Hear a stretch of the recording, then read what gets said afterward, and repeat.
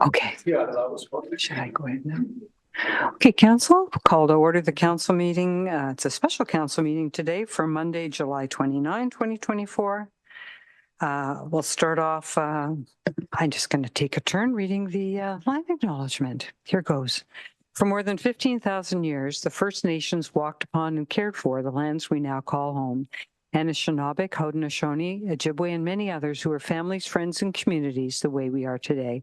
The town of Collingwood acknowledges the late Simcoe, not a Wasaga Treaty of 1818, and the relationship it establishes with the original inhabitants of Turtle Island. We acknowledge the reality of our shared history and the current contributions of Indigenous people within our community. We seek to continue empowering expressions of pride amongst all the diverse stakeholders in this area. We seek to do better and to continue to recognize, learn, and grow in friendship and community, nation to nation. So the recommendation for the next item on the agenda, that the content of the special council agenda for July 29, 2024 be adopted as presented. Mover and a seconder. Deputy Mayor Fryer, seconded by Councillor Potts. Any changes or comments? All those in favor? That's unanimous. Thank you. Are there any declarations of pecuniary interest today? Councillor Jeffrey. Thank you, Mayor Hamlin. And I forgot to put that together. It is item 11.1 under other business with respect to the Collingwood Blues contract, and per a previous declared conflict, I will be recusing myself as I'm a non-voting member of the Collingwood Blues board. Thank you. Councillor Potts. Thanks, Mayor Hamlin. I'm providing advance notice that under 11.1, I will be stepping away from the table. I have received advice from the Integrity Commissioner permitting me to participate. However, with me being an active member of the Collingwood Sports Hall of Fame Committee, with an abundance of caution, I'm choosing to not participate in the ongoing negotiations, discussions, as the Sports Hall of Fame is part of the discussion. I also want to clarify at this time that I have not participated in any voting during any Sports Hall of Fame meetings that have provided direction or decision on any Blues items. So therefore, I will not be participating in any further negotiation discussions with the Collingwood Blues. Thanks. Thank you. So for community announcements today, we're going to start by inviting Bill Nicholson on behalf of the Kiwanis Club of South Georgian Bay and Grace Johnson, our youth mayor, up to the podium. As people may recall, the chain of office I'm wearing was donated by the Kiwanis Club of South Georgian Bay many years ago. And well, Bill's just going to tell us how they've updated and enhanced their contributions to our community. Well, the Kiwanis Club of South Georgian Bay was recently formed in the last 3 years. The original Kiwanis Club here folded about 10, 12 years ago. We're a small but mighty club right now, and we have 14 members, including the mayor, and we have done a lot for the community. We've provided funds for the neonatal unit at the hospital. We've donated this and that. We've now provided 5 different scholarships in the area. And because Kiwanis is for kids, we are so happy to sponsor the chain of office for our student mayor.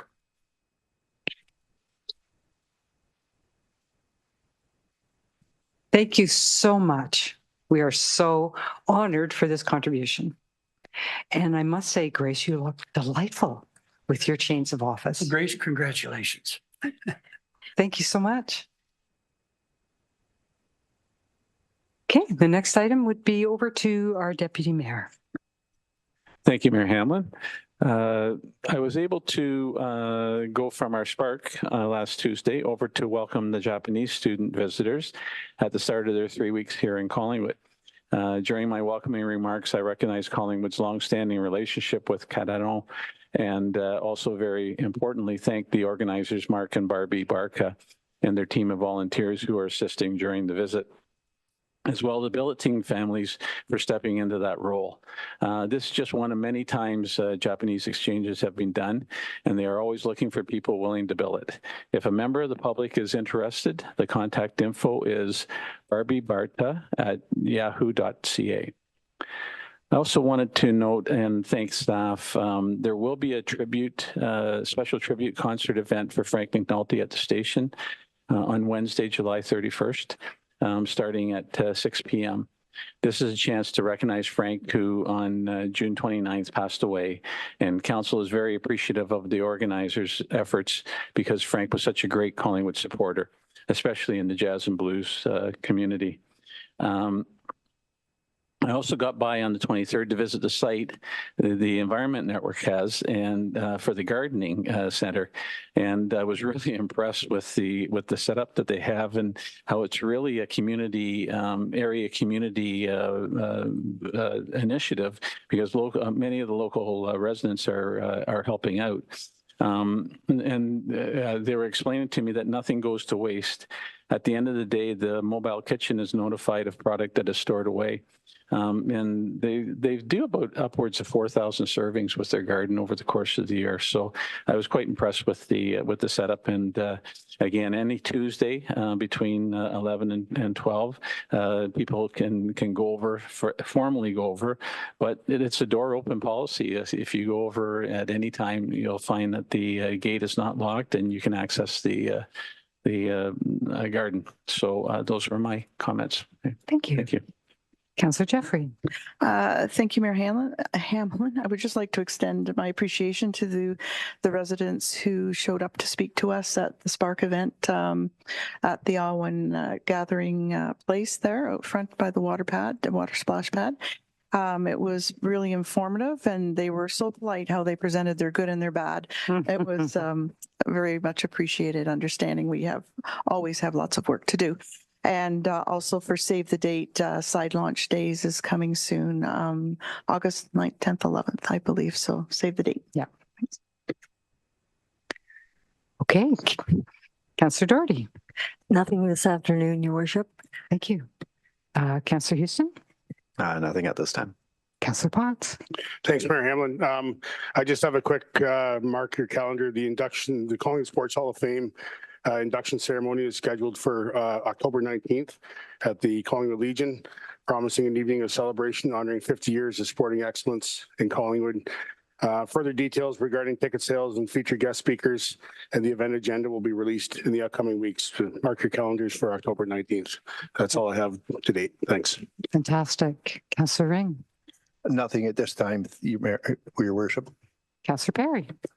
Thank you, Mayor Hamlin. A couple library announcements. There are a few spots left for the library's Nintendo Switch competition on August 7th. This is a chance to show off your skills, cheer on your friends, and become a Super Smash Brothers Ultimate Champion.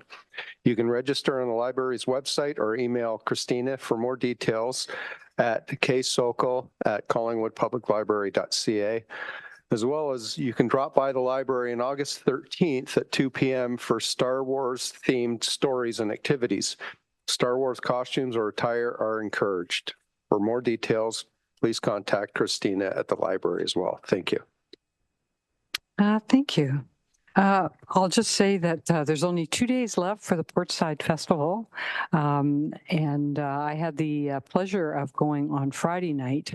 And I just have to say, for those who haven't been, it's really fun to sit in someone's backyard with your own lawn chair. Well, in my case, Councillor Baines loaned me a lawn chair, but and just to sit there and just enjoy. We heard some jazz music, and Erica Angus told us there were 2,000 people attending the Portside Festival over the couple of weeks that it runs this summer. So I thought that was an awesome milestone for them. So. Okay, now we're into the business. Council minutes. So the 5.1, the recommendation before us that the minutes of the Council Committee of the Whole held, of the meeting held that day, held July 22nd, 2024, excluding Committee of the Whole recommendations, be approved as presented. Could I have a mover and a seconder, please? Councillor Ring, seconded by Councillor Houston. Any comments on that? All those in favor? That's unanimous. Thank you. Is there any business arising from those previous minutes? Okay, seeing none. 5.2, the recommendation is that the specific committee of the whole recommendations from its meeting held July 22, 2024, contained within the July 22, 2024 council minutes, be hereby approved as presented. And there are 6 items. The Community-Based Strategic Plan, CAO 2024-05 Status Report, Operational Plan, Q2 for 2024, P 2024-21 Adopted 2023 Town of Collingwood Official Plan with proposed modifications, P 2024-20 Heritage Designation for 362 Peel Street, P 2024-19 Proposed Zoning Bylaw Amendment for 58 St. Paul Street. And lastly, T 2024-17 Non-Core Asset Management Plan. Does anyone want any of those pulled out of there? Okay. Should I do that before I get it on the floor? Pull them out first? Yes. Yes, that's what I thought. Okay, Councillor Jeffrey. Okay, thank you. Yes. The asset management plan. Non-core Sorry, assets? I'm sorry. Non-core assets. Okay, so we have 2. Any others?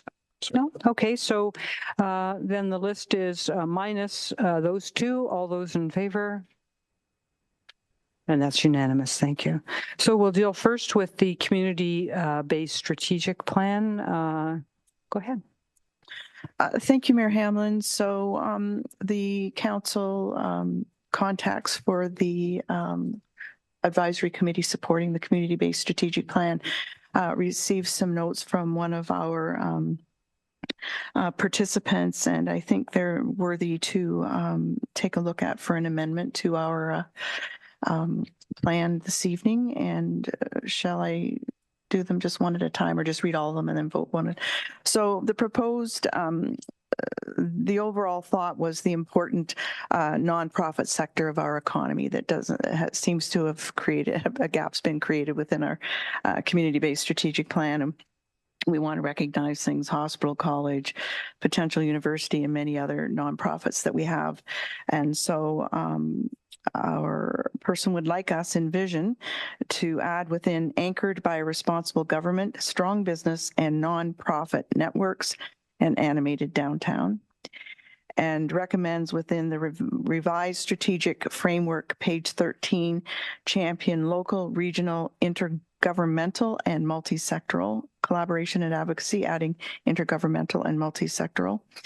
And page 14, 1.3, adding into explore feasibility for programs and investments in partnership with Simcoe County, other municipalities and governments, and other organizations to expand housing options in Collingwood. So there we would be adding and other organizations to expand. Thank you. Would there be a seconder for that? Councillor Potts, great. Would you like to speak first or last? I think it's pretty self-explanatory, but I'll speak last if necessary. Okay. Would anyone else like to speak? Deputy Mayor Fryer. Just on the amendment, I'd comment on the plan after we deal with the amendment. Now it does say in the vision, historic animated downtown. It is the, I believe, because we had talked about that. Everything else would remain the same. It's just adding the words. It's just, okay, so and that's not being added. Network. It's just a nonprofit network that we want in there. Yeah. Got it. Okay, that's great. That's okay. Any other comments? So oh yes, Councillor Ring. Sorry, where do they want to fit that in, Councillor Jeffrey? The first one's in the vision. No, I realize that, but where in the vision? Oh, It's just at the end, or? strong business. So in between strong business and historic animate. Okay, thank you. Do you wish to say anything further, Councillor Jeffrey? No, I think that was an excellent contribution, and I'm so pleased that she was able to get it in on time. So. Yeah, fantastic. Okay, all those in favor? And that's unanimous. Thank you. Deputy Mayor Fryer. Thank you, Mayor Oh, Hamlin. sorry, excuse me. Yeah. I'm really sorry to interrupt. Just from a timing perspective, Treasurer Quinlan has had to attend a meeting with respect to our banking RFP. We expect her in about 15 minutes. I don't know if this is a treasurer question, if it would be better just to delay while a couple of other items occur, and we'll make sure she's here for that. Is that okay with you? This was just going to be on community-based strategic plan first, and the other part is not really a question. I'm pretty sure even it's just more of an update publicly from Director Salma. So this was just about the community-based strategic plan. Go ahead. And I was just first going to, regarding the outline changes, I'm very supportive of being consistent with the ordering of collaboration and advocacy in the document. I think we voted on that already. We voted on my amendment. Oh, on your amendment. So you just want to speak to the whole of it? Yep. Okay, go ahead. I have a comment and then I have a question. I like the decision to put collaboration first because the plan's goals and actions aim to further the regional partnerships we continue to benefit from and strive to enhance. Mayor Hamlin explained about this to the Heritage Committee on July 8th, noting we will continue to build collaboratively with our neighboring Simcoe County municipalities, as well as our other South Georgian Bay municipalities in Grey County to meet the many needs across our region. And I think keying on that, it is with a goal of avoiding duplicate investments in infrastructure and services and maximizing effectiveness in how we serve our taxpayers. So I'm very supportive of the plan's content overall. And I wanted to note, I noticed in the last two plans, we don't do a message from council, but I saw, looking at some other municipalities, some do, some don't. But I wanted to ask through Mayor Hamlin, if I could, to CAO. I noticed that some of the plans actually have a message from the CAO and staff as well, and wondered if that had been considered. And seems like a good idea to me. So I just wondered what the CAO's thoughts were about that. Okay, thank you, CAO. I know that we also have Stacy Hushan from Strategy Corps on the line. So she may have some broader comments around what typically happens in other municipalities. This pending council's vote today, this one has a responsibility section at the bottom, which starts to get into some of the more staff things, like renewing things that are staff-based. If it seemed appropriate, I'd be happy to add a statement, but I really felt that this was very much a council document, and thus I didn't want to dilute anyone's attention from, hearing from council and reading those priorities by, reading more of the staff language. Anyway, that was my personal thoughts as we went through the draft. Mayor Hamlin, I'm fine, and I just wondered what the CAO's thoughts were. So unless some other member of council has a thought. Anyone else want any more information on that? No, we're good. Councillor Doherty, do you want to speak to our strategic plan? Yes, thank you. I just want to make the observation that collaboration with the nonprofit sector today is not really nice to do. It's a need to do. There is not enough funding coming down to municipalities for them to provide the vast range of services that they should, and in some case should not, be providing to residents. So, thank goodness for the nonprofit sector, because they just do some amazing work. Thank you. I know, even if you just think of hospice, like there's so many in our community. Okay, so if those are all the comments on that, then what we're going to vote on is the community-based strategic plan as amended. All those in favor? And that's unanimous. Thank you. So the other item that was pulled is our non-core asset management plan. I'll turn this to Deputy Mayor Farrar.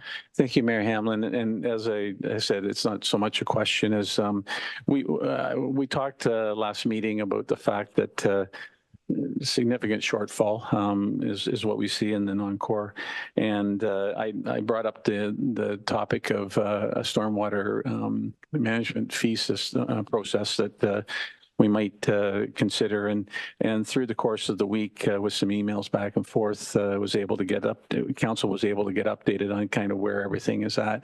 So it was really just, I think I would just ask through you, if I may, to Treasurer Quinlan or to Director Salama, just for a review of thoughts. I think it's a case of where I believe staff have it on their radar, and we'll see how it goes over the next few months, and as we're working with the strategic financial plan.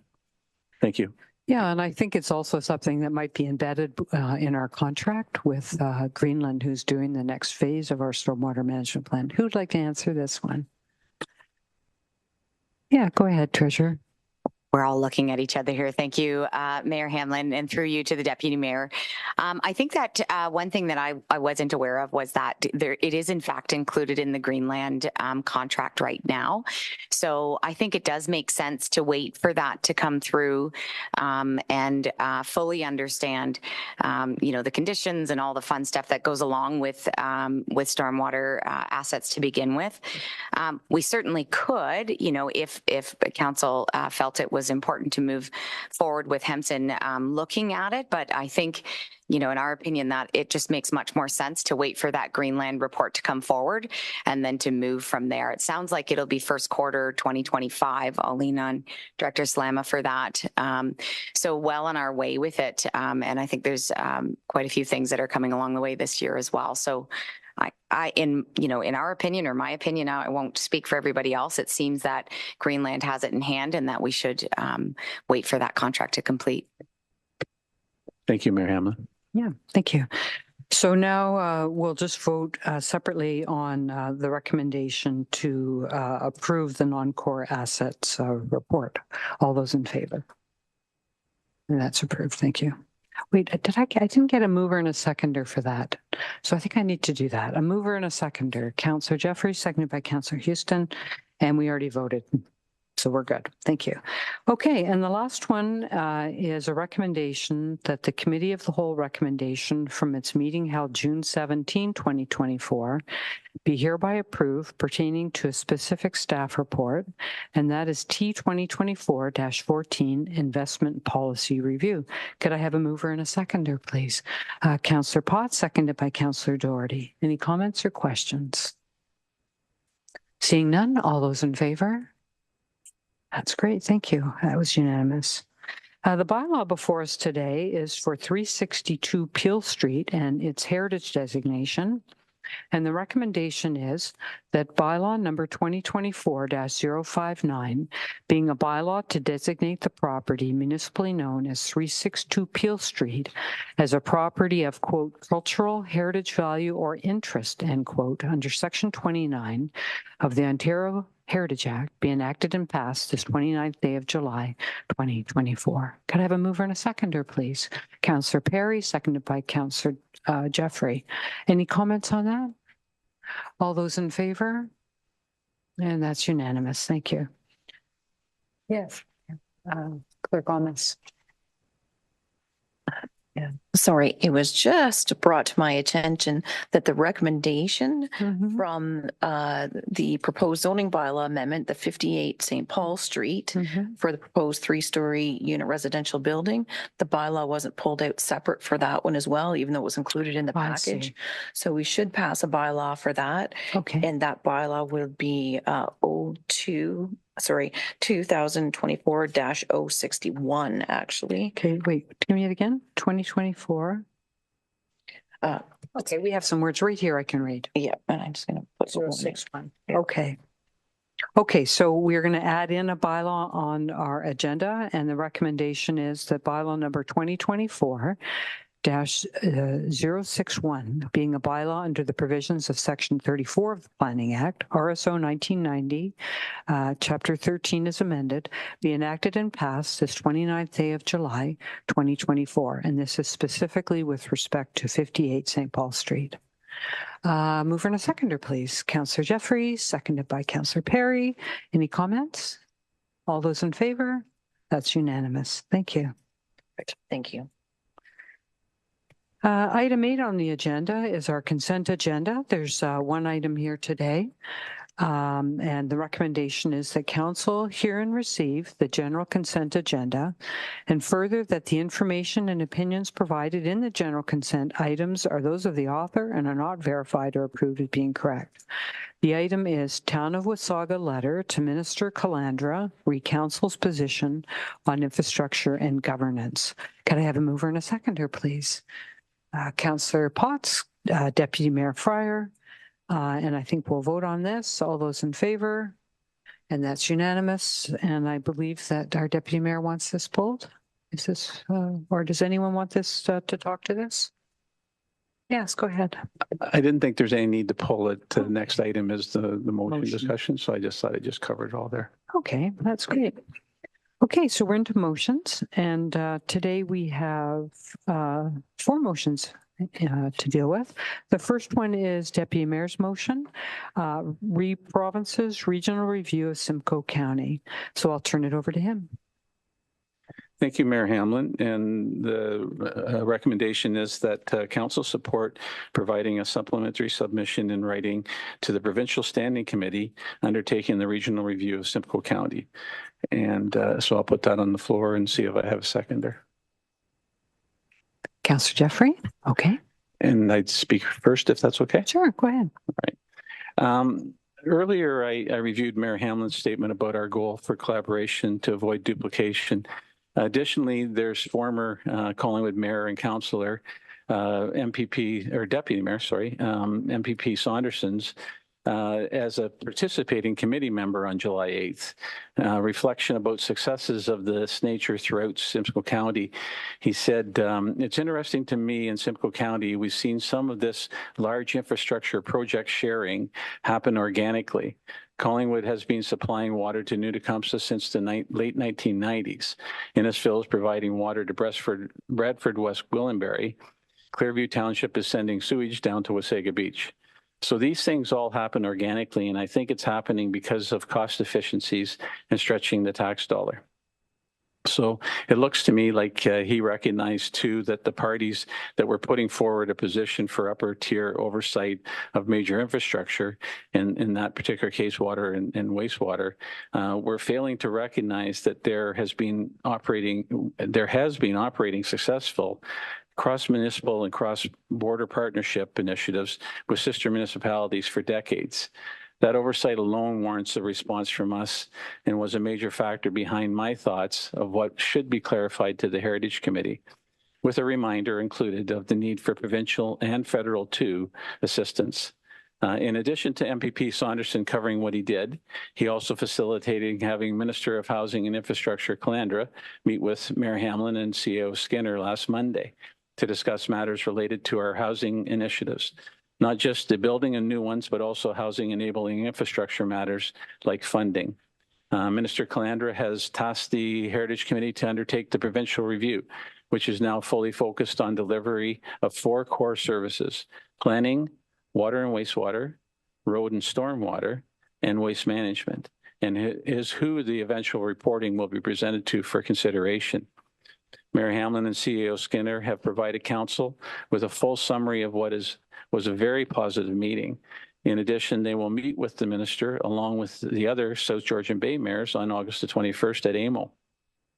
So I have a much more confident feeling of a fulsome understanding at the provincial level of Collingwood's infrastructure background.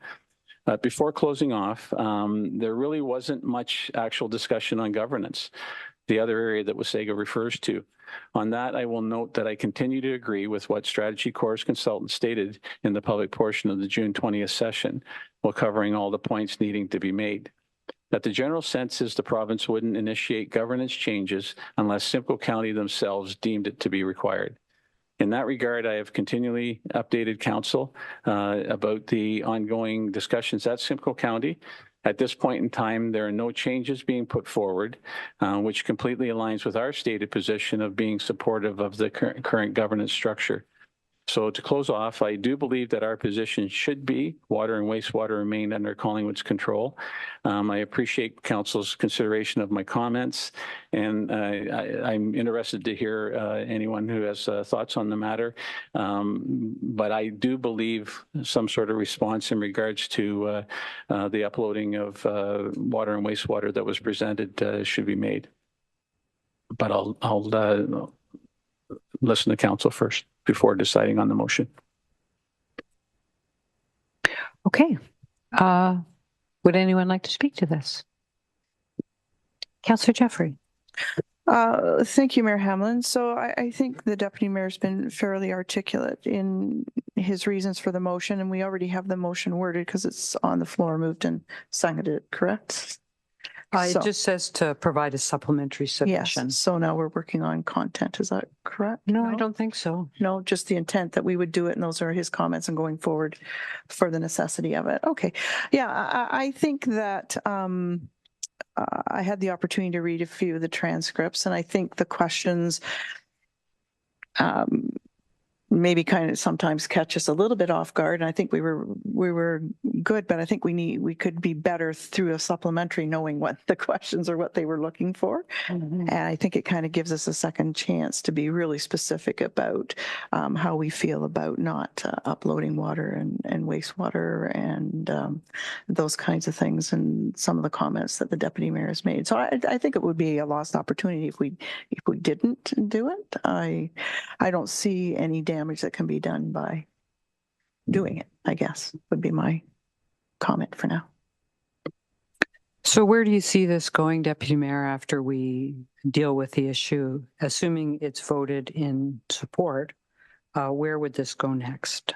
I believe it would be sent similar to Wasaga Beach. I was not supportive of coming forward and saying we just send a letter of support of Wasaga Beaches, because there's parts of it that I'm not supportive. So it was directed to the Heritage Committee, and it was provided to municipalities just so they could see it. But the main thing is just to do a supplementary submission to the Heritage Committee. So I'll just say that, we had extensive in-camera discussions on the position we should take and the politics around all this. And I appreciate Councillor Jeffrey wasn't there that day, and our deputy mayor chose not to be there. So I can't really get into my full view, but I'll just say I'm not going to support this because of advice I thought I heard in camera from our consultant on this. Any other comments? Okay, all those in favor? 1, 2, 3, 4. Okay, opposed? Just me. Okay, great. So this will go back to staff then, I guess, to come forward with where does this go next? That was my question. As I said, I believe it would just be a letter submitted on our behalf by the mayor's office. No, but we don't have anything here to tell us what we're covering, right? We've just agreed to support a supplementary submission. So on what, right? Someone's going to have to come up with that, and council's going to have to vote on it. Okay, so I guess if you like to do that, then what we would be looking at is amendment to the motion, or would it have to be a separate motion, Clerk Thomas? Separate. That's a separate motion. So we'd have to do a waiver do I do it here or do it later on the agenda? Yeah, go ahead. Oh, yeah, let's deal with it right now. We're on it. So I would like to ask for waiving of motion so I can amend the motion under 9.1. Okay. And I have Councillor Doherty asking to speak. Go ahead. Yes, thank you. I would not support waiving notice of motion, I would like the opportunity to read over the recommended submission before I vote on it. It was fairly an exhaustive submission, and I think we all, not having seen it all, I think we all need to take the time to have a good look at it. Okay, thank you. Anyone else want to comment on that? Yeah, go ahead. Just a question as to timing of it. I mean, if we delayed it, it would take us to a September meeting. Mm-hmm. And is that problematic in terms of if the council's in favor of getting a supplemental message through? And if we don't think so, then we can wait. I think they're reporting sometime in the fall, so I don't think it'll be in the summer. I think we'll have time. Yeah, we can vote. Yeah, and we do need a seconder. Would someone like to second the motion to waive? Okay, Councillor Potts. All those in favor of waiving the need for a notice of motion? 1, 2, 3, 4. And those opposed? 1. Councillor Perry, did you vote already? Okay, so 1, 2, 3. Does that add up? 3 and 4 is 7. I think we're missing someone. So I must have missed something. Let's vote 2, 4, 6, 7, 8. No, there's 7. Okay, let's just try that again. In favor of waiving notice of motion. 1, 2, 3, 4, 5. Okay, I missed one. And opposed. Okay, 1, 2, 3. Okay, so that passes. Oh, it doesn't? Right, 2/3. Okay. All right. So now, would you like to give notice of your motion to be dealt with in September? The main reason I was trying to do it today was because we're going to be off for 5 weeks. It's already been 2 weeks now since Wasaga put their submission in. So I'll give notice, but most likely won't carry through on it because to me it would just be not timely at all. So, Yes, Councillor Doherty. Thank you. So if council will just forgive me for speculating a little bit. The AMO conference is coming up the 3rd week of August. There is going to be substantial and frequent and many discussions with various ministers from all over Ontario. So I would judge that this matter will be part of those discussions, and all to say that I doubt that anything further is going to pass during the month of August. Sorry. Yeah. And I think just to say what the clerk is suggesting, we just need to have the specifics of what you're suggesting as the motion. So a supplementary assessment, a supplementary submission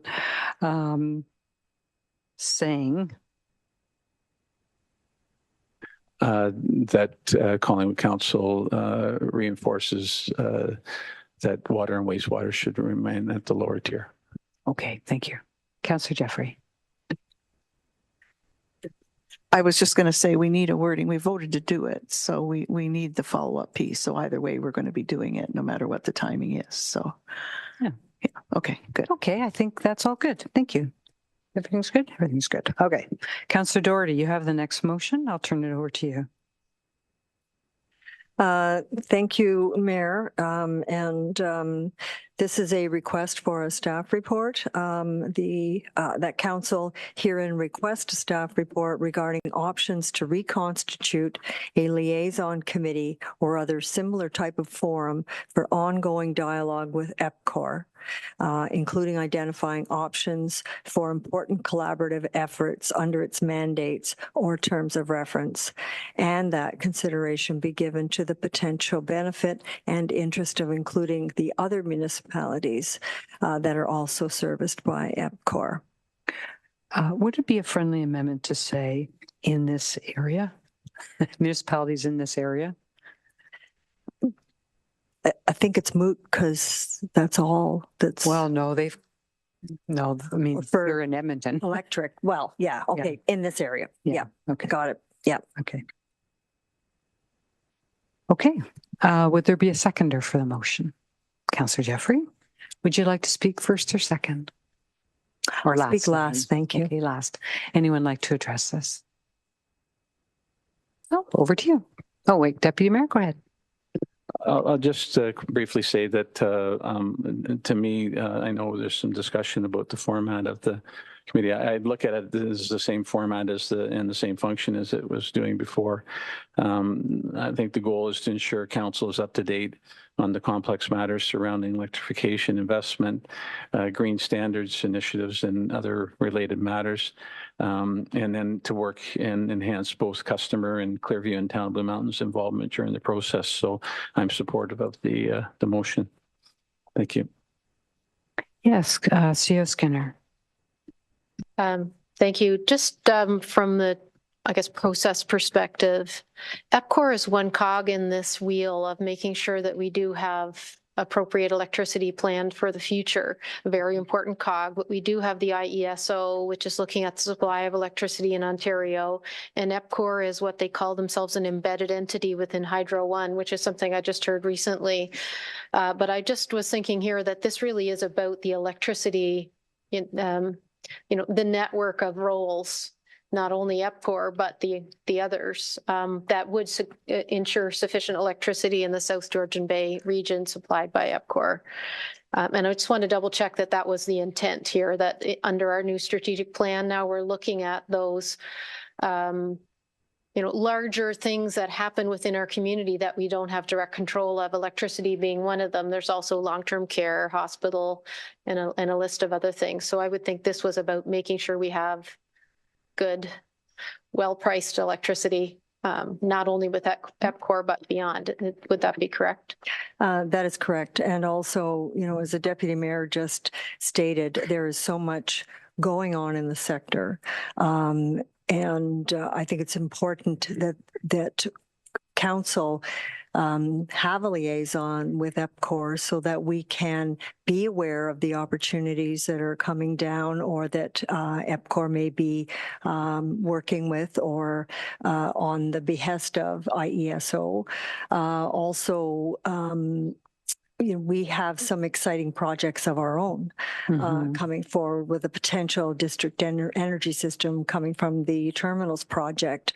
A great opportunity for potential collaborations. The other thing to keep in mind, of course, that EPCOR is not strictly in the business of electricity. So who knows what opportunities could come down with the ongoing discussions with EPCOR.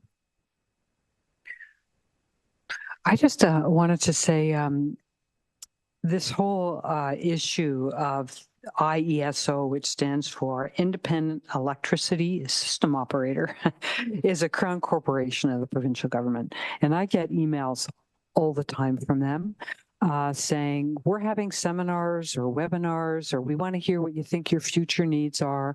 Can you come? Can you send? So Councillor Doherty offered to be sort of the lead person on that and has been listening and paying attention.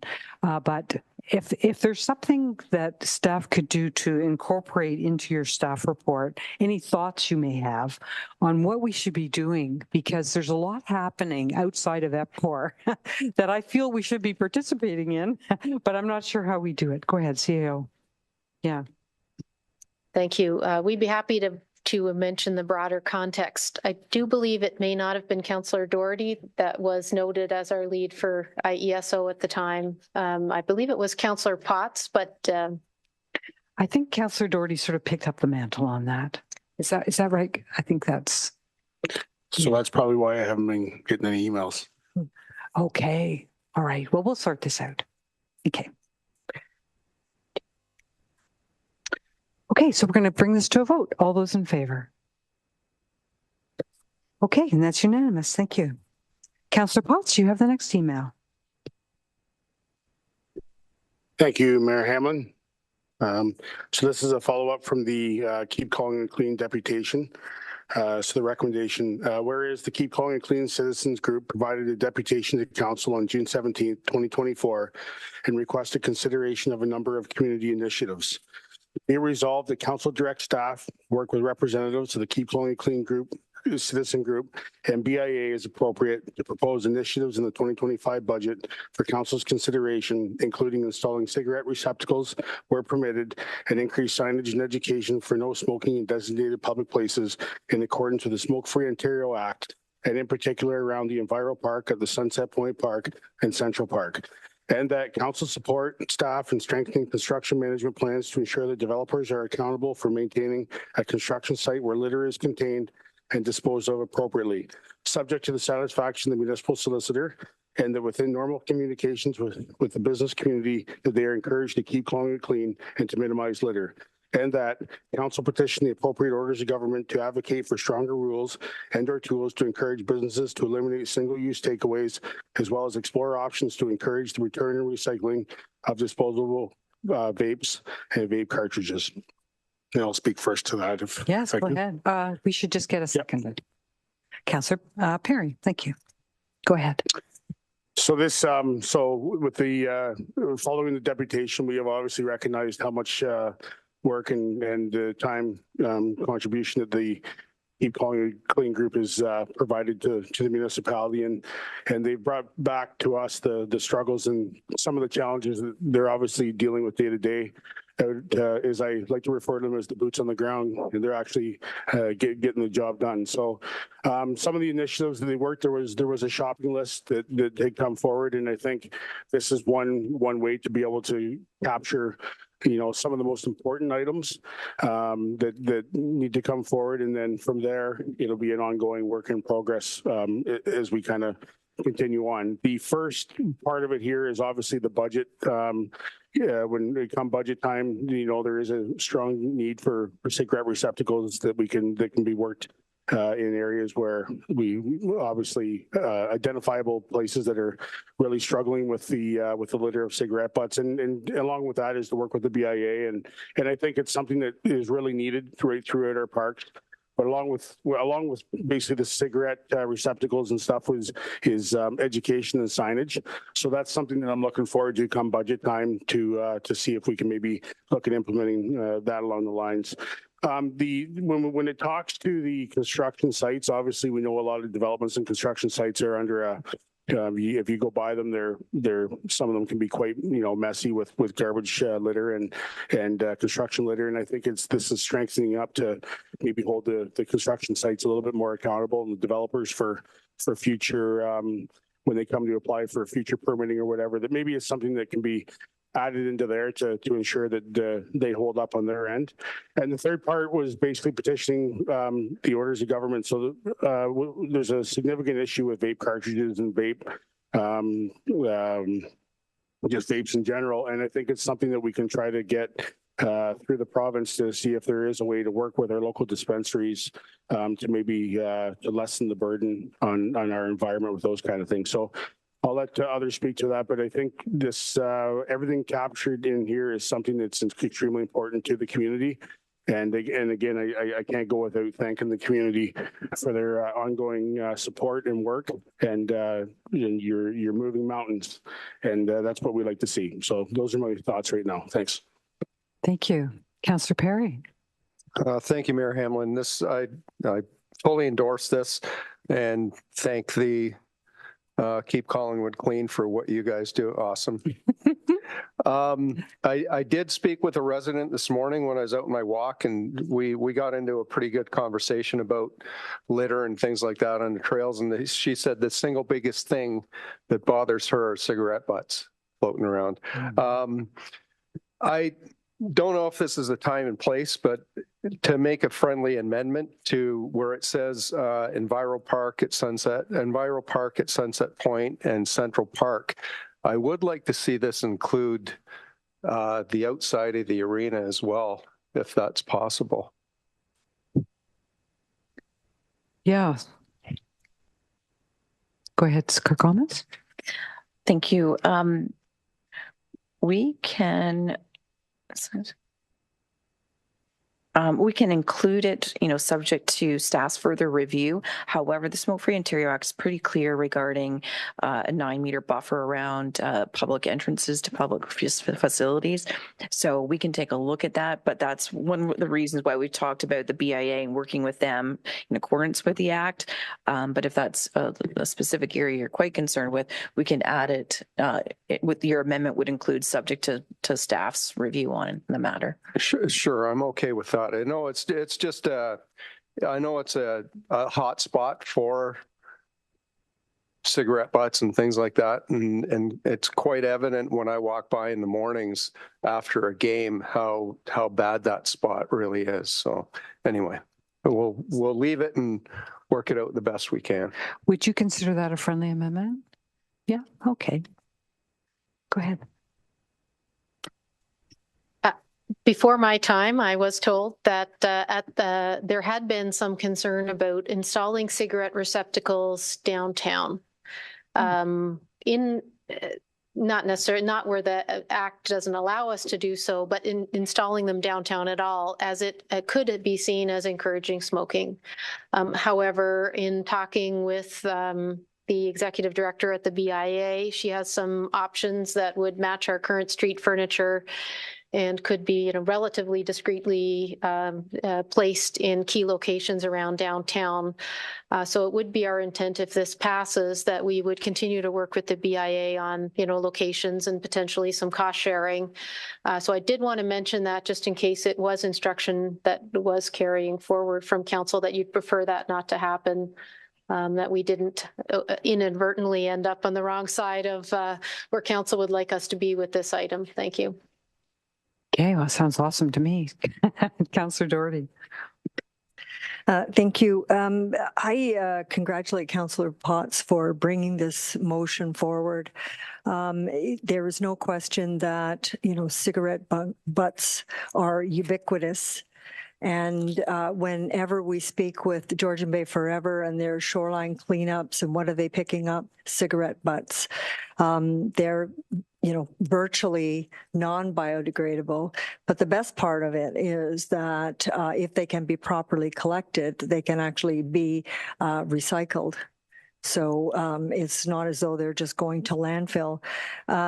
With regard to this smoke-free downtown, or at least on public property downtown, it is true that smoking is not permitted within 8 feet of the arena and elsewhere on public property in downtown. But you know what? People will smoke anyway. So we may as well be prepared to have those butts properly disposed of.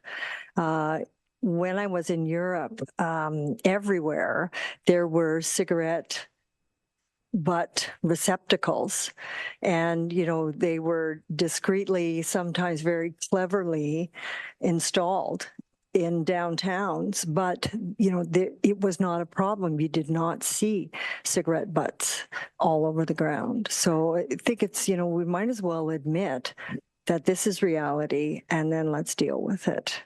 Thank you. Thank you. Councillor Ring. Thank you very much, Mayor Hamlin. I know the Keep Collingwood Clean Group has tried their best to alleviate the problems. They've offered the tin can receptacles to anybody that wants them, and I know I've seen numerous downtown. It's a little bit disturbing that I don't know how we train people, because even when they're there, it wasn't that long ago I walked between the GD Bank and the back parking lot. There's a can there, and there was there was more cigarette butts in the flower bed than there was flowers, and the can was empty. So I don't know. It's like, well, I don't know how to solve the problem, but I guess if you don't try, you can't alleviate it. But I really think that this motion is worthwhile giving it a shot, because we do have to try to alleviate the problem. Mm-hmm. Yeah. And maybe if we go ahead with this in our budget, we could do our own little Don't Be a Letterbug campaign, which was so prevalent when I was a youngster. Yeah. Start with the young ones. I'll just say thank you also, to Councillor Potts for bringing this forward. That was a great presentation and suggestions on this front that was brought by our Keep Collingwood Clean group. And again, we're always so grateful for the work you've done and for bringing us to this point. So thank you. Okay, now all those in favor? And that's unanimous. Thank you. And Councillor Potts, you have another motion. Thanks, Mayor Hamlin. I'll just get queued up here. Okay.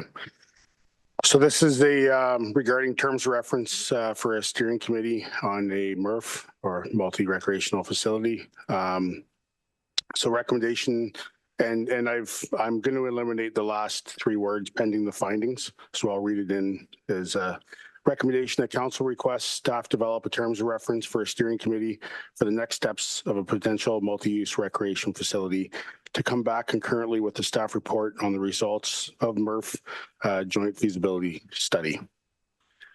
And that's the motion.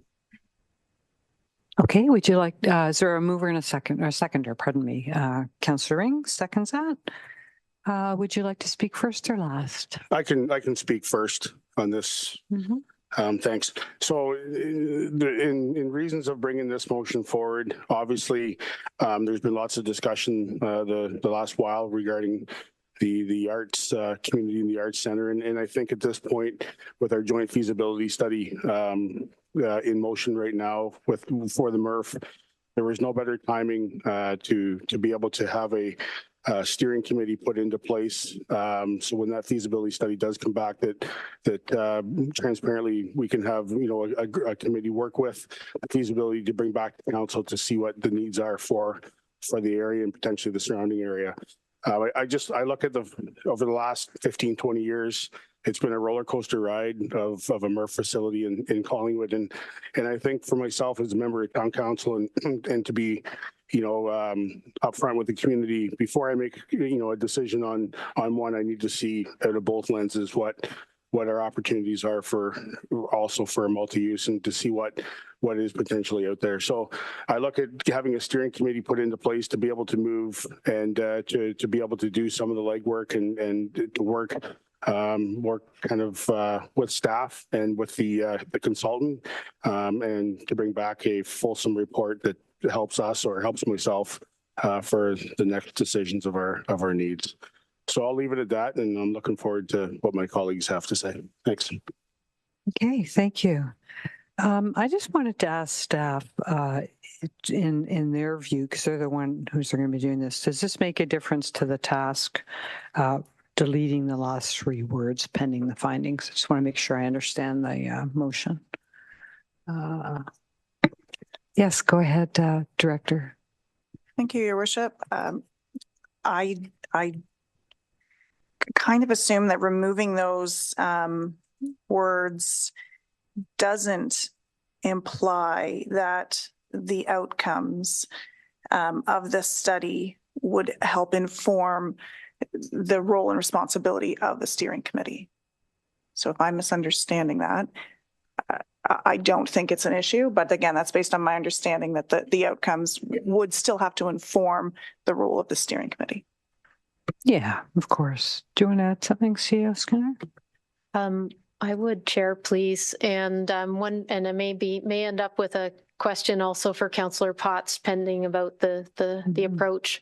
So with the current study, of course, we don't know, there's no preclusion on what the results will be. It may be one multi-use rec center, it may be two, it may be in one municipality or another, it might be in a municipality that's not even recommended, in a municipality that's not even participating in the study.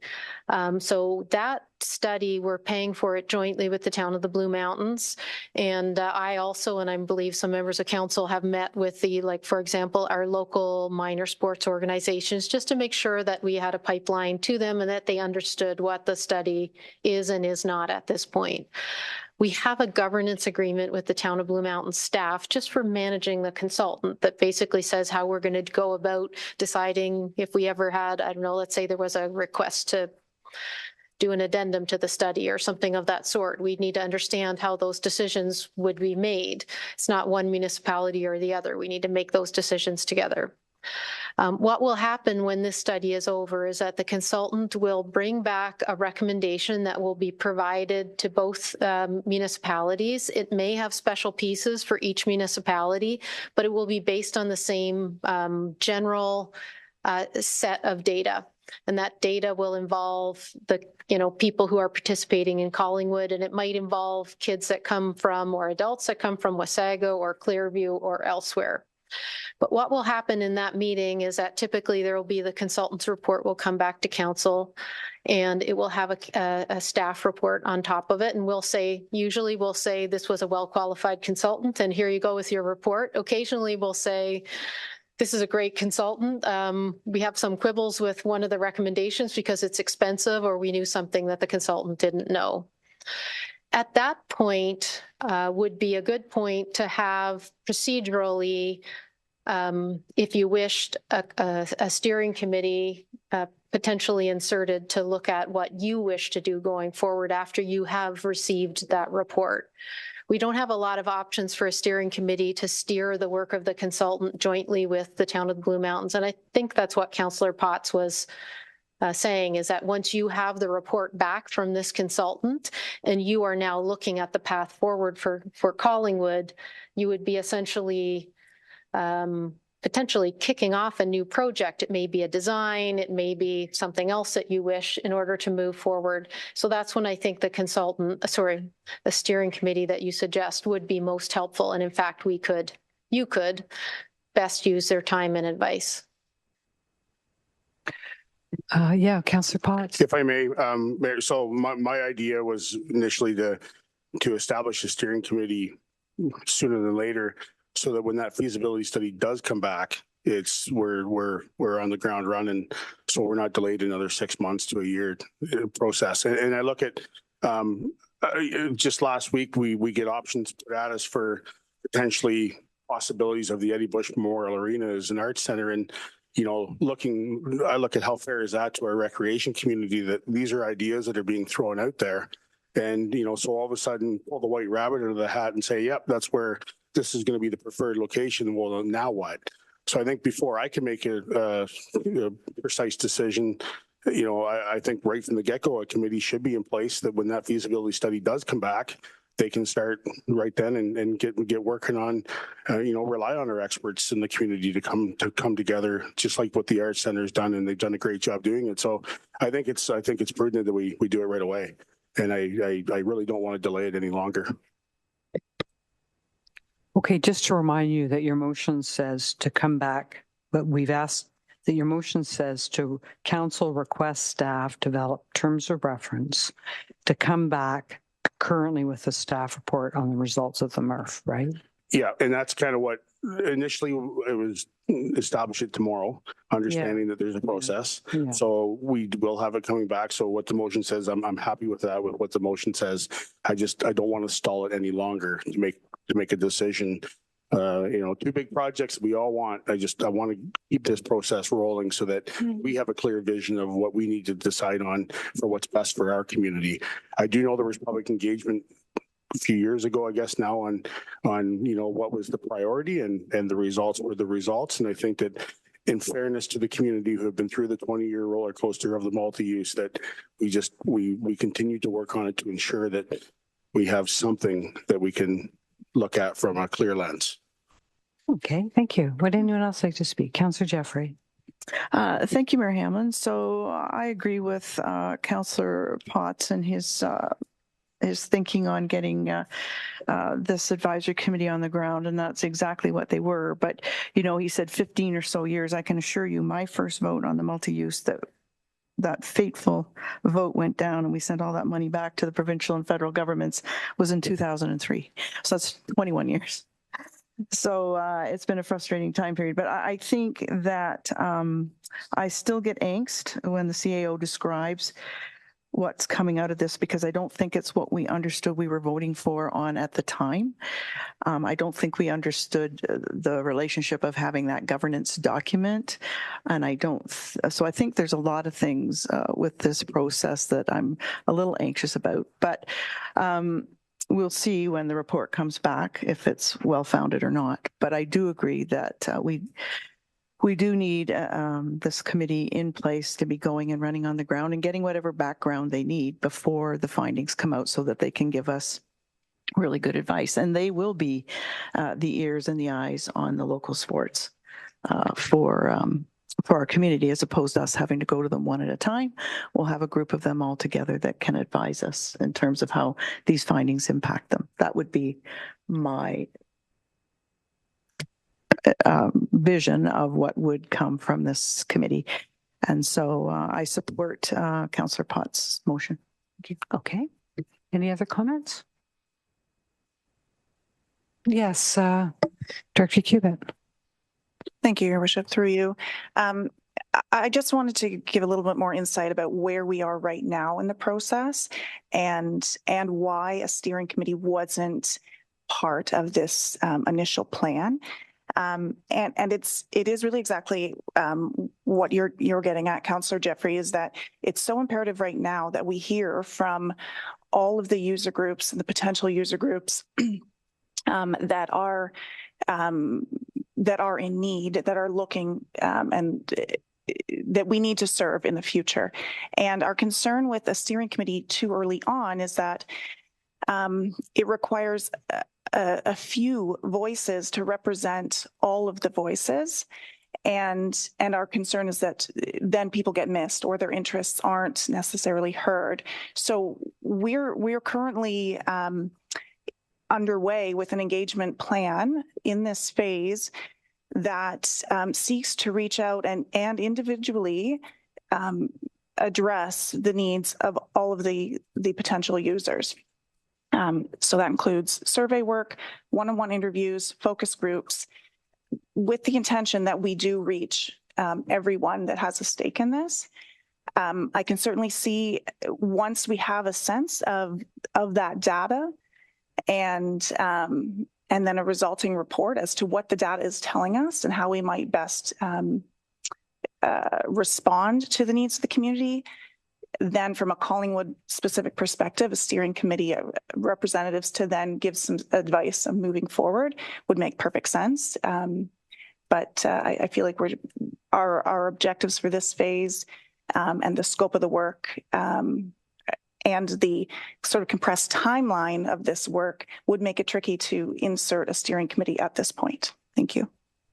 Yeah, thank you for explaining what the work is that's going on right now. That's helpful. Yes, Councillor Potts. Yes, thanks, Mayor Hamlin. I guess I'm confused because really what my motion is speaking to is that when the feasibility study comes back in December or whatever the time frame was that we were told last week, that there's not going to be a committee in place until then anyway. So this committee wouldn't be interfering in any data collection or anything that would be going on in the next couple months. So it's not, we're not going to, like, the plan isn't to have a committee in place tomorrow to interfere or to be involved in that. It's when the feasibility study comes back to tell council what they had what they discovered and what the needs and what the uses are at that point.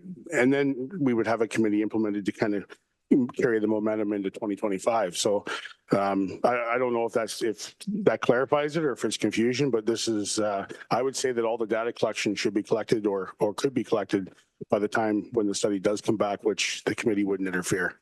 So. Okay, great. Anyone else want to speak to this? Yes, Councillor Ring. Just to echo what Councillor Potts just mentioned, that was my understanding as well. I don't think we're going to have a steering committee put in place this week and they're out canvassing next week. I think it's just to have it ready to go when we get the feasibility study so that we're not delaying it any longer to see which path we're going to take, because I've heard different stories. Well, as you know, I wasn't a big proponent of the joint feasibility study, but that's what council's wish is, and that's what I'll support, and I always will. But I'm also hearing that when the study comes back, it might not recommend that we do anything other than go on our own, or both municipalities go on their own. But I mean, I think what Councillor Potts is trying to do is to instead of delaying the process any longer, when we get to the point where we can start getting some boots on the ground, as he says, we're ready. And I think that's basically why he would like to get this steering committee without putting words in his mouth. And I would agree with that. Okay, thank you. Any other comments? Okay, we'll bring this to a vote then. All those in favor? And that's unanimous. Thank you. Okay, the next item on the agenda is about the Blues contract negotiations. Yes. Oh, yes. We have a couple people who are going to leave the room at this point. No? Okay. Oh, notice of motion. Right. You know, I've scribbled over it. That's why, because I was making notes. Okay, Councillor Jeffrey, would you have a notice of? Fair enough. I did. I did circulate my intent for a notice of motion. I was originally going to ask to waive notice, but it's been brought to my attention that the occupant of the property has agreed to meet with staff one last time. So I'm simply going to give notice so that it's ready to go on the next agenda. Okay. So whereas the town of Collingwood promotes, amongst other characteristics, a healthy lifestyle and accountable decision-making to provide excellent services.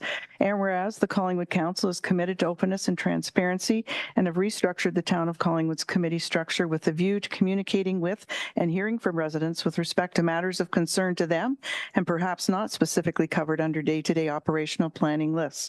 And whereas the occupants of 31 St. Marie Street have brought to the town of Collingwood Council and staff's attention on numerous occasions the unsafe conditions for egress from their medical services location on St. Marie Street. And whereas staff's recommendation to council relining of St. Marie Street to narrow lanes in an attempt to slow traffic are not making a difference for the occupants of 31 St. Marie Street. Therefore, be it resolved that council herein directs staff to remove the parking meter previously bagged and necessary to clear the egress sightlines for the laneway, and further that council herein directs staff to have the space signed as no parking and marked with yellow diagonal lines, clearly messaging no parking. Okay, thank you. Would there be any other notices of motion today? Yeah, okay. All right. So then we're on to other business. So the first is about the Blues contract, and I believe I can note that Councillor Potts and Councillor Jeffrey are now leaving the council chambers.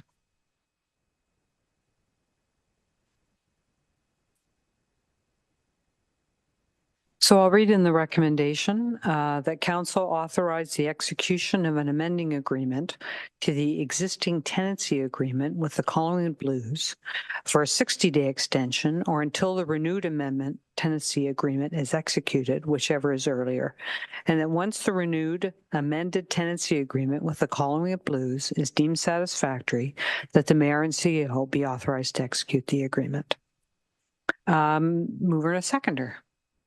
Councillor Houston, and seconded by somebody, Councillor Doherty. Thank you. I'm going to turn this over to CEO Skinner, and then I can also address it if need be. Okay, thank you. Thought that it was time for an update on this one, and also a proposed motion. So you will recall that in mid-February, after a special meeting of council, special emergency meeting of council, Mayor Hamlin provided a brief report from the in-camera session informing the public that the council and the Blues had agreed to the terms of a proposed tenancy agreement. With the public announcement of the terms to be provided as soon as practical. And Mayor Hamlin thanked council and David and Christina Steele and their organization for their hard work in bringing this to the resolution. However, in working through the details, some time was required, and we have gone back and forth a bit. And in early summer, there was an unavoidable delay on the Blues side, and they were able to provide input on the contract updates in the second week of July. There have been some new items introduced, which will take some time to work through with our respective lawyers and the Blues folks. And as it is council's intention to successfully form a new agreement with the Blues, staff are suggesting that the current agreement be extended such that we will not lapse. The current contract started on August 20th, 2019 for 5 years, and by my calculation, it will expire at the end of the day on August 19th of 2024 this year. And as you won't be meeting again, unless it's an emergency meeting before that time, we've suggested this extension. It also has, as a second operative clause, that the authority to renew the tenancy agreement is recommended for the mayor and CAO, with the overall terms intended to be in alignment with the February in-camera instruction from council. It is also intended that once a full agreement on the details is reached and satisfactory to the parties, that an overview of the contract would be provided publicly as well. And we are targeting the September meetings of council for this. So that's the intention around the update and the proposed vote today. And I can also just add, I did speak to the owners of the Blues today. And they are totally on board with this. And I have also suggested to them a window to finalize this, even if we have to sit in the same room together for nonstop. Okay, I'll bring the coffee. September 11th through the 18th, with the intent we be finished by September the 18th. It's time to bring this to a conclusion. The town wants an agreement. The Blues want an agreement. And I think that's eminently achievable, but we just need a little time to get to the end. I am sitting in on all the meetings now and had numerous discussions with the Blues. So I think all the parties, both parties, not all, both parties, quite keen to have this brought to a conclusion. As our CEOs explained, there was an unavoidable delay on the Blues side that brought things to a halt for over a month. But anyway, that seems to be behind them now. And and of course, I'll be off during August, except for the week at the MO conference. So I won't be able to turn my mind to this. So that's sort of the story of where we're at. Any discussion, comments?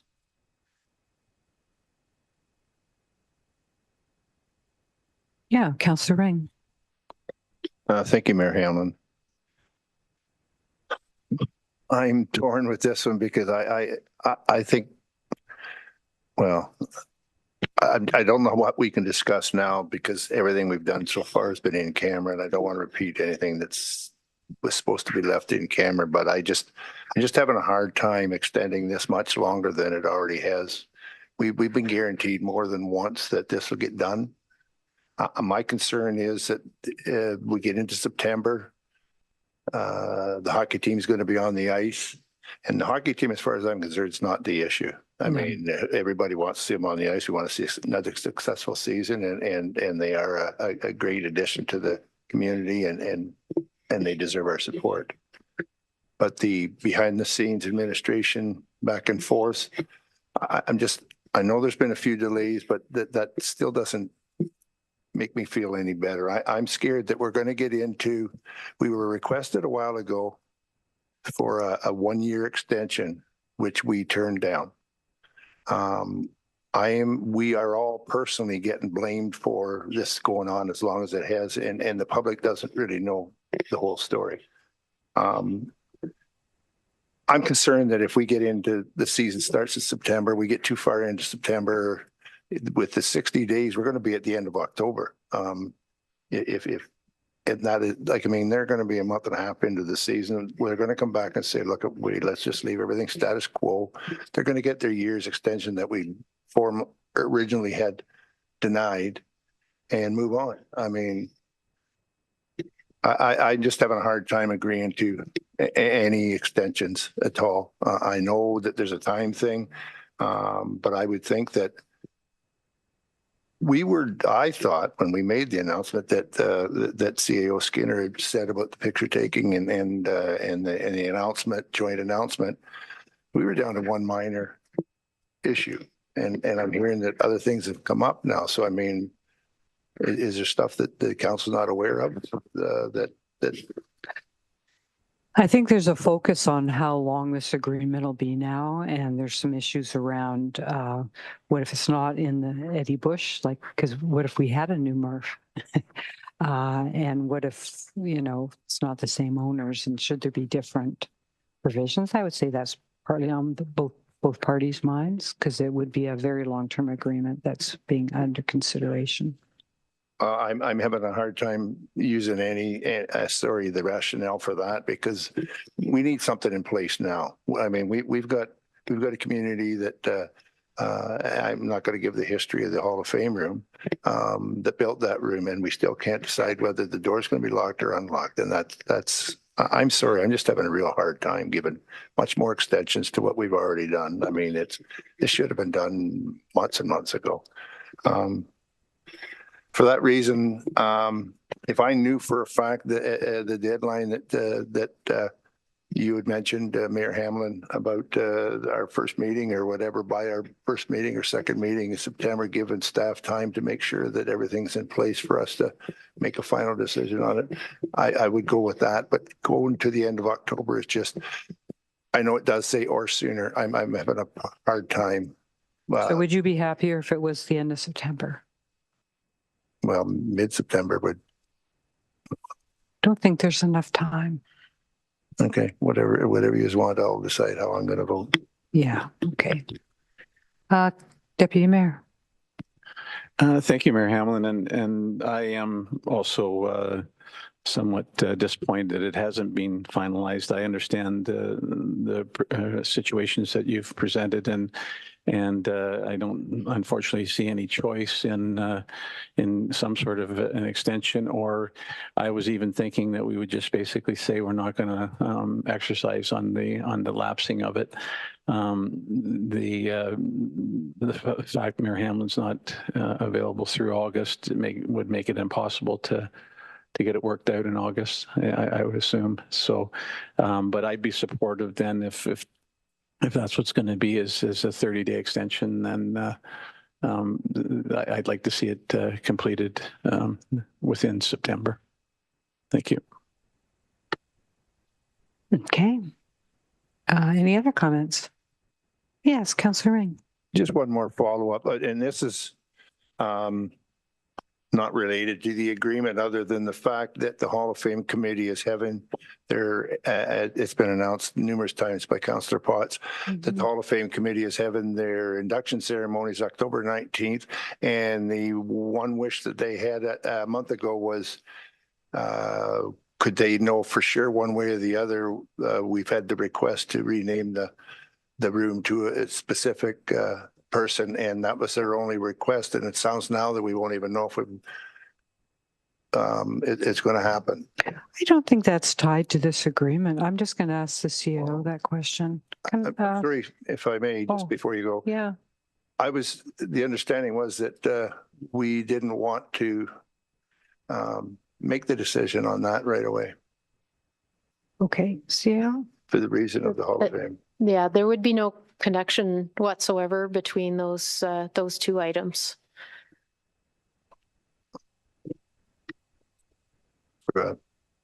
Thank you. Yes, Councillor Doherty. Thank you, Mayor. I would echo the comments of my other colleagues with regard to, some disappointment that we're not there yet. But, I feel right now that we're so close that, it would be ridiculous other than to finish it. But I also just wanted to clarify when you said offered the option of the end of September. Is that legit? Can we support?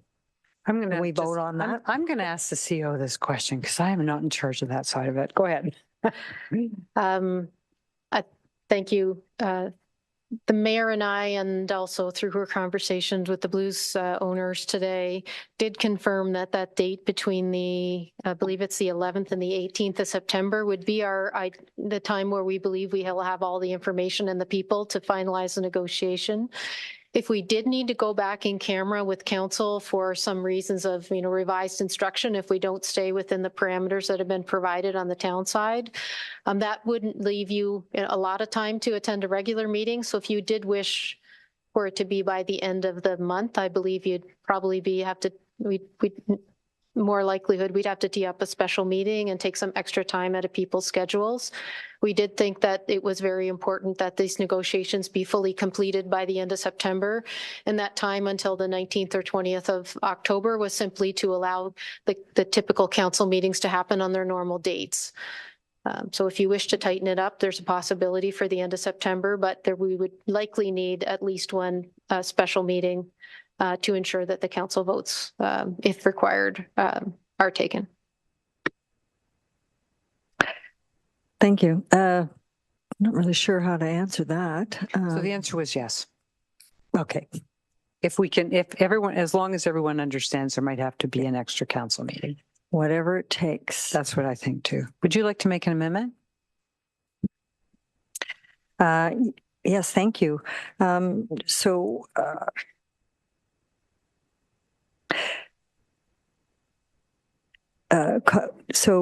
60-day extension, was that through until the 19th of October? Is that 60 days? Yeah. I guess it would be a 40-day extension is roughly. Sorry, Clerk Thomas is going to. If I may, we can just remove 60-day extension and put an extension until September 30th or whichever is earlier. Just actually put the date at the end of the month versus figuring the exact number. Thank you. So, yeah, so we would, so that would be that council authorize the execution of amending agreement to the existing tenancy agreement with the Collingwood Blues for until the end of September or until the renewed amended tenancy agreement is executed, whichever is earlier, and that, et cetera, et cetera. Okay. Would there be a seconder for the amendment? Councillor Perry. Anyone like to speak to the amendment?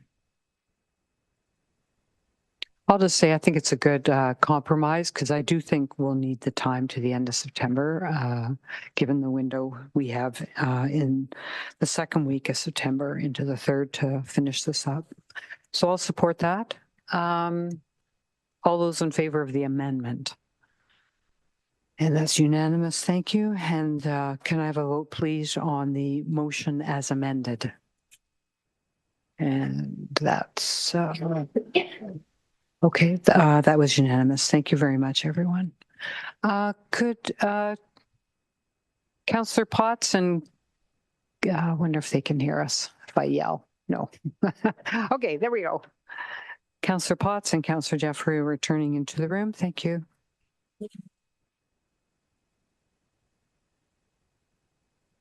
So the next item on the agenda is to elect the chair and vice chair of the Committee of the Whole of Council.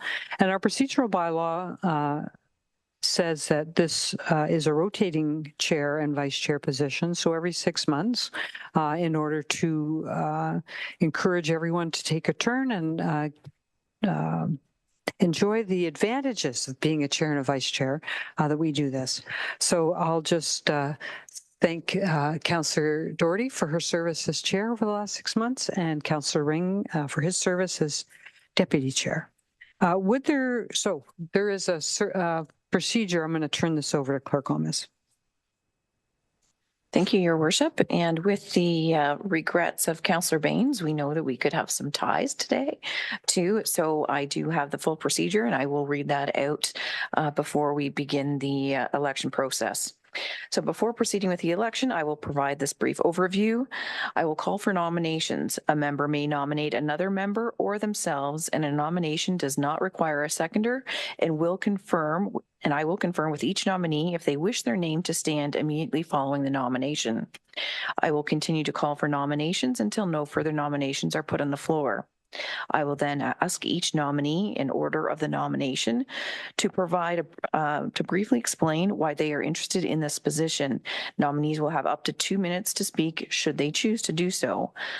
After each nominee has spoken, if they chose to speak, I will call the vote on the nominees based on the order of the nomination. Each member can only vote once. I will only be asking for votes in favor of the nominee. Therefore, if you do not wish to vote for that member, please just abstain from voting. The first member receiving majority vote will be elected. Depending on the number of nominees, if after the first round of voting there is not a majority, the nominee with the lowest vote will be removed, and a second round of voting will occur, or third if required. In the event of a tie of the lowest votes, the Nice clerk will write the names on a piece of paper and the individual drawn will be eliminated. In the event of a tie for the final appointment, the Nice clerk will write the names on a piece of paper and the individual drawn will be the individual appointed to the position. If only one person is nominated and the nominee accepts, the individual will be acclaimed to the position and no vote is required. Is there any questions about process? All right, I will call the question. Are there any nominations for the position of chair for the committee of the whole? Councillor Jeffrey? Thank you. I'd like to nominate Rob Ring, please. And Councillor Ring, would you let your name stand for the position of chair? Yes, I would. Perfect. Any further nominations? Any further nominations? The third and final time? No further nominations. We have an acclamation for the position of chair of committee of the whole. Congratulations, Councillor Ring. I put my 2-minute speech away. You can. If you would like to say it, you're more than welcome to. All right. I will open now the nominations for the position of vice chair for committee of the whole.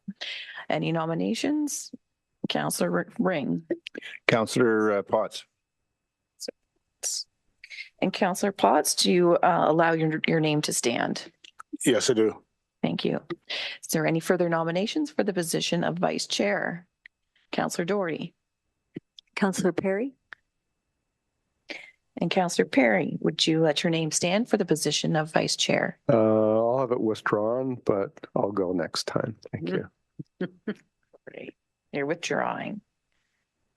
All right. Is there any further nominations for the position of vice chair?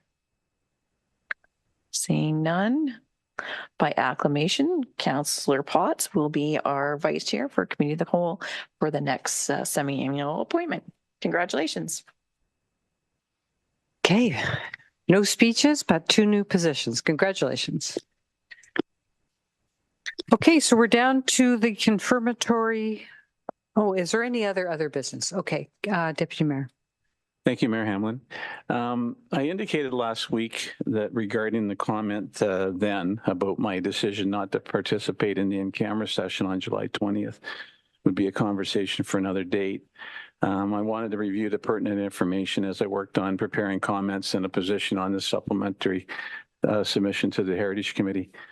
My review included the public presentation made by Strategy Corps, the minutes of the in-camera portion, and then the public discussions that resulted in the position put forward for that Heritage Committee July 8th session. Now it's been mentioned a second time today, so I'm compelled to provide some response. I still maintain my decision to accept the consultant's opinion that in-camera wasn't necessary, was the correct one. I also couldn't see how anything that was discussed in the in-camera session has been circumvented by what I have decided to bring forward. As was also noted, there were other council members not able to attend, and I am not aware of any specific update for them that was deemed necessary. Today, council confirmed that water and wastewater remain under the control of Collingwood. That is integral to us, and I fail to see how something a consultant would be able to give an opinion on would change that position. So I'm going to continue to investigate this matter and always be cognizant, as I always am, of in-camera confidentiality requirements. Thank you. Okay, thank you for that. Is there any other business? Councillor Doherty. Thank you, Mayor. So this has been on my mind a bit, and it's with regard to the supplemental report that council has approved for the arts feasibility study. And I just wanted to clarify and frankly confirm that as we wait for the downtown visioning project, which is now part of the resolution, that we're not spending money on the consultant until the downtown visioning is received and they have had a chance to look at it. I see no point in going ahead and doing additional work before we have the downtown visioning study completed and returned. Okay, who's the best person to respond to this, would you say? Okay, Director Cubic, go ahead. Thank you, Your Worship. I feel like maybe I need a little more clarification as well then. My understanding from the amended motion was that the timing provided for input from the downtown vision process and not necessarily the results, and that there may be a little bit of back and forth or chicken and egg on which is informing which. And that if some of this work can happen simultaneously, we may get a better sense of preferred outcome. But maybe I could seek a bit of clarification on that motion as it was presented. Yes, C.S. Skinner. Thank you. My understanding, and I think we were very clear, council was clear to us, was that you'd like to have the downtown visioning results in hand when you receive the art center work. And so we have scheduled it such that way. That's our intention, that you will have that in hand. And there may be some, but we did think we would be beginning the art center additional work in the short term, but not finishing it in advance because there is work with the task group, et cetera, around prioritization and how the art center could be approached differently to give council options for different price points. So we weren't waiting on the downtown visioning study to be complete to do some of that thinking with our consultant and the advisory task group. So I think the short answer is we're not waiting to do the work, but we're not simply spending money while the work is happening. We know we're going to do the set amount of work per the budget council set and make sure that it's informed by the downtown visioning, which you will have in hand when you receive it. Okay. That's, I think you can understand my concern really is, to be running off and doing any additional work makes no sense if, we need the final downtown visioning report, but it sounds to me like some work would happen that could happen irrespective of the results of the downtown visioning. Okay, thank you. Good. Any other business? Okay, well, then we're at the confirmatory bylaw stage. And the recommendation is that bylaw number 2024-060, being a bylaw to confirm the proceedings of the special meeting of council held July 29, 2024, be enacted and passed this 29th day of July, 2024. Councillor Potts moves, Councillor Perry seconds. All those in favor? That's unanimous. Thank you. And we have a tie. I think Councillor Potts has it. We have a motion to adjourn. All those in favor? And that's it for today. Thanks so much. Have a great August, and we'll see you soon.